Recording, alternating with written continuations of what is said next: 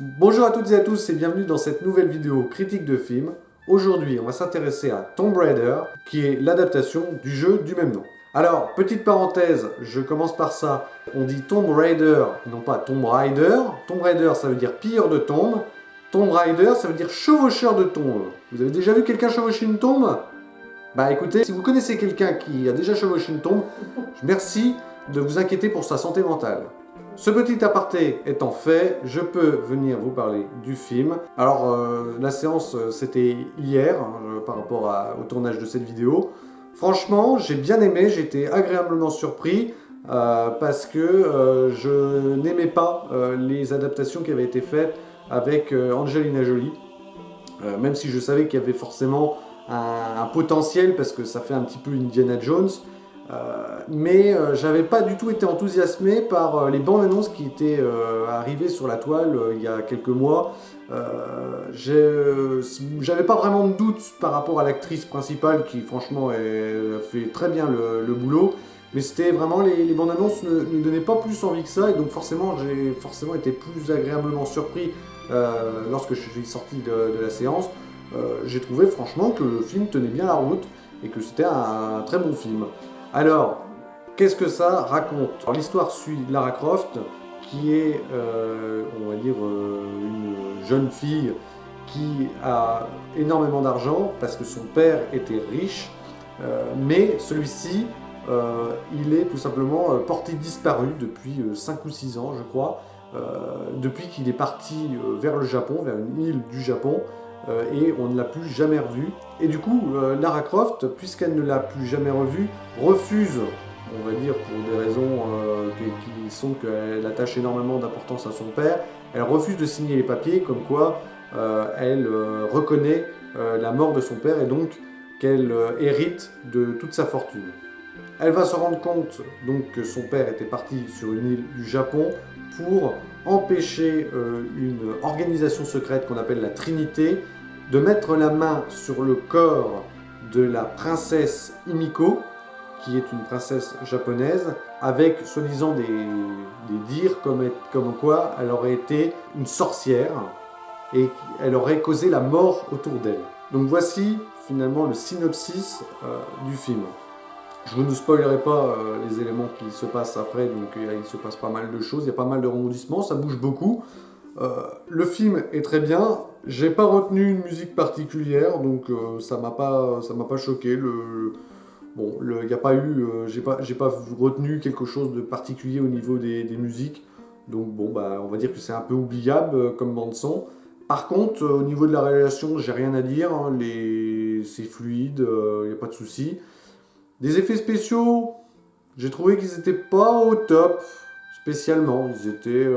C'était pas, je veux dire, on a vu mieux. Voilà. On a vu mieux au niveau des effets spéciaux sur ce genre de blockbuster. Par contre, au niveau de la prestation des acteurs, moi j'ai rien à dire. Hein. L'actrice principale fait très bien le travail. Je crois que même qu'elle avait été nominée, je ne sais plus si elle avait gagné un Oscar ou pas une année, donc forcément à ce niveau-là, il n'y a rien à redire. Quant au méchant qui est interprété par Walter Goggins, bon bah il est fidèle à lui-même, hein, c'est un très bon acteur, et il fait froid dans le dos, hein, franchement. L'histoire de ce reboot de Tomb Raider, c'est à peu près la même histoire que ce qui avait été mis en lumière dans le reboot du jeu vidéo. Donc si vous avez joué au jeu vidéo de 2013, vous retrouverez à peu près la même histoire, avec le côté surnaturel en moins. Parce qu'on est quand même... voilà, ils ont préféré enlever ce côté surnaturel, même si à un moment on croit vraiment qu'il va se passer quelque chose de surnaturel. En fait, c'est pas le cas. C'est vraiment... il n'y a pas de truc tiré par les cheveux. C'est pas ce que j'ai vu. Par contre, j'ai vu 2-3 incohérences. Par exemple, à un moment, sans vous spoiler, elle prend un bateau qui part de Hong Kong vers l'île où son père a disparu. Par contre, ce bateau avait été emprunté également par son père à l'époque et s'était échoué sur les côtes du Japon. Alors, il faut m'expliquer comment le bateau il est revenu tout seul jusqu'au port de Hong Kong et maintenant c'est son fils qui est capitaine. Je crois qu'il y a un problème de cohérence dans le scénario parce que je ne vois pas comment le bateau il peut à un moment revenir de l'île. Surtout que on me dit que justement ils ont échoué là-bas, donc faut m'expliquer, je comprends pas trop ce qu'ils ont voulu faire, il doit y avoir une incohérence là-dessus. Deuxième incohérence que j'ai notée, à un moment ils se retrouvent devant une porte qu'ils ont découvert grâce à de la dynamite, puisqu'ils ont dû exploser un petit peu la montagne pour découvrir la porte, l'entrée du temple on va dire. Mais cette porte, au final, quand ils ouvrent le code, elle est épaisse comme ça, quoi. Allez, elle est comme ça, à grand max. Alors que les blocs de rochers, les rochers qu'ils ont détruits avant, ils étaient encore plus gros. Alors pourquoi ils n'ont pas fait sauter la porte en même temps? Je sais pas, bon, ça fait partie de la résolution des énigmes, mais c'est un peu idiot du coup. Bon. Ceci étant, je n'ai pas noté d'incohérence majeure. Le film tient très bien debout. Franchement, je vous recommande d'aller voir ce film. Si vous aimez Lara Croft, c'est un très très bon film.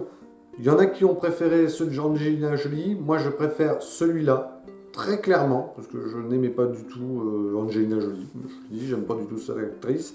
Là, je trouve qu'elle fait beaucoup plus naturelle elle correspond plus à l'image que je me faisais de Lara Croft. Après, il y avait eu des rumeurs au tout début qui disaient que ça aurait été Daisy Ridley qui aurait joué Lara Croft et non pas Alicia Vikander. Effectivement, Daisy Ridley aurait pu jouer Lara Croft. Physiquement, elle aurait peut-être plus correspondu à la Lara Croft qu'on retrouve dans les jeux vidéo. Mais franchement, après 2 heures de film, franchement, ça m'a pas du tout gêné. Au contraire, je me suis bien attaché à l'actrice et franchement, ça passe nickel. Voilà, donc si je devais vous donner un conseil, si vous aimez le jeu vidéo, eh bien, allez voir ce reboot de Tomb Raider. Et moi, j'espère, et d'ailleurs, c'est un peu suggéré dans la fin du film, j'espère qu'il y aura une suite parce que je veux voir la suite de ces aventures. Merci à toutes et à tous d'avoir suivi cette nouvelle vidéo, j'espère qu'elle vous a plu, n'hésitez pas à lâcher votre plus gros pouce bleu, à vous abonner à la chaîne pour ne pas louper les prochaines vidéos. Si vous avez des questions, des commentaires, des critiques, n'hésitez pas à les poster dans les commentaires. Sinon, je vous dis à bientôt pour une future vidéo.